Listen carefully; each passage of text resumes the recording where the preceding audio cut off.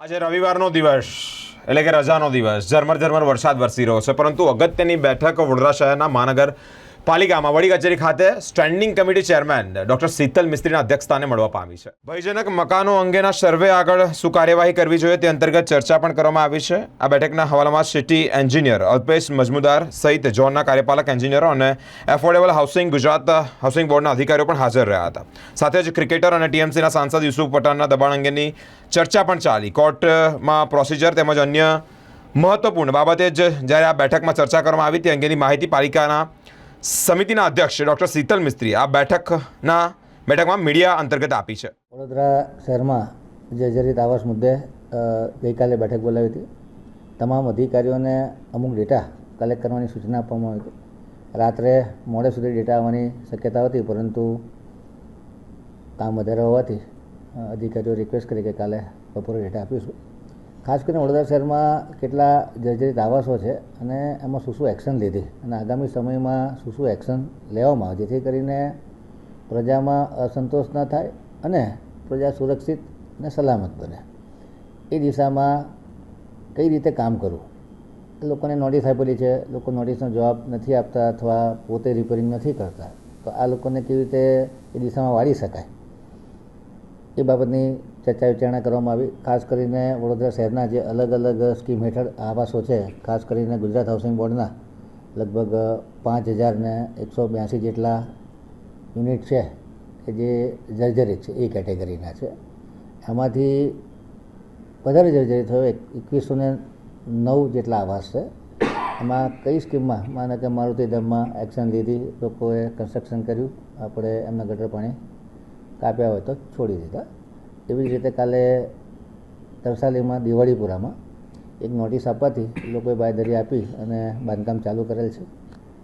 Corporation કે રાજ્ય સરકારના ગુજરાત હાઉસિંગ બોર્ડનો કોઈ આશય ગરીબોને ચોમાસામાં બેઘર કરવાનો નથી, પરંતુ જ્યારે અવારનવાર નોટિસ આપવા છતાં કોઈ જાતનું રિઝલ્ટ ન આવતું હોય તો એક સ્ટ્રિક્ટનેસ બતાડવાથી લોકો એ તરફ વળતા હોય છે. અને એ સિરિયસલી કોર્પોરેશન અને ગુજરાત હાઉસિંગ બોર્ડની ઈચ્છા પણ છે કે લોકો બેઘર ના થાય, પરંતુ એમના મકાનો સુરક્ષિત બને. પોતાનું મકાન છે, પોતાની માલિકીનું મકાન છે, એનું કન્સ્ટ્રક્શન કરે, તેમાં કોર્પોરેશન કે હાઉસિંગ બોર્ડને કોઈ ફાયદો થવાનો નથી. એમના નાગરિકોને પોતાની સલામતી સુરક્ષા માટે આ નિર્ણય લેવાય છે. ગુજરાત ગ્રામ ગૃહ નિર્માણના પણ લગભગ 456 જેટલા યુનિટ છે અને એમાં પણ લગભગ 184 જેટલા યુનિટમાં વસવાટ આજની તારીખે ચાલુ છે. બાકીના 456માંથી 184માં વસવાટ ચાલુ છે, બાકીના ખાલી છે. એવી જ રીતે વીએમસીના ઈડબ્લ્યુએસ અને વાંબેના મકાનો છે, એ પણ લગભગ 252 જેટલા યુનિટ છે અને ખૂબ જર્જરિત હાલતમાં છે.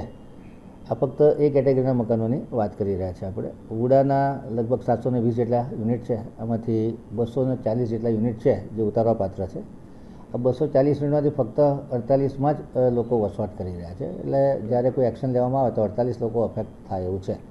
તો 48 લોકોના જે સ્કેટર ટાવરમાં જ્યારે વસવાટ હોય કે ટાવર એક ટાવર હોય એમાં 2 જણા રહેતા હોય, બીજું ટાવર એમાં 2 જણા રહેતા હોય, ત્રીજું ટાવર એમાં, તો એમાં ઘણી મુશ્કેલી આવતી હોય છે. તો હાલનું શું કરવું એ બાબતની ચર્ચા વિચારણા હતી. બીએસયુપીના આવાસો છે, ખાસ કરીને જીવનનગર ખાતે 10 ટાવરના ટોપ ફ્લોરમાં લગભગ 80 જેટલા લોકો રહે છે અને એક ટાવર સંપૂર્ણપણે જર્જરિત છે. જાંબુઆ ખાતેના 6 ટાવર છે, એ પણ જર્જરિત છે. એટલે આગામી દિવસોમાં આ બધા જે જર્જરિત આવાસો છે એ ખૂબ જર્જરિત છે, એની પર કંઈક ને કંઈક તો એક્શન લેવી પડશે. તો એક્શન પ્લાન લેવા માટે આજે મિટિંગ કરી હતી. ખાસ કરીને આજે તમામ પ્રકારના ડેટા કલેક્ટ કરવામાં આવ્યા છે.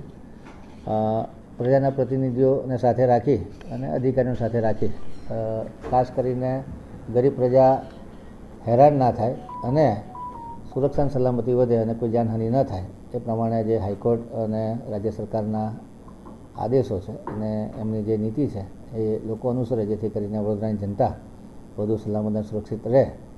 એ સિવાય બીજા પણ જે કોર્ટમાં કેસો ચાલે છે એની પણ ડિટેલ લેવા માટે આજે રજાનો દિવસ છે, તો જે માઇનર ડિટેલ જોવાની હોય કે યુસુફ પઠાણ પણ કોર્ટમાં ગયેલા છે, એના શું સ્ટેટમેન્ટ છે અને કઈ પ્રકારના પ્રોસિડિંગ ચાલી રહ્યા છે.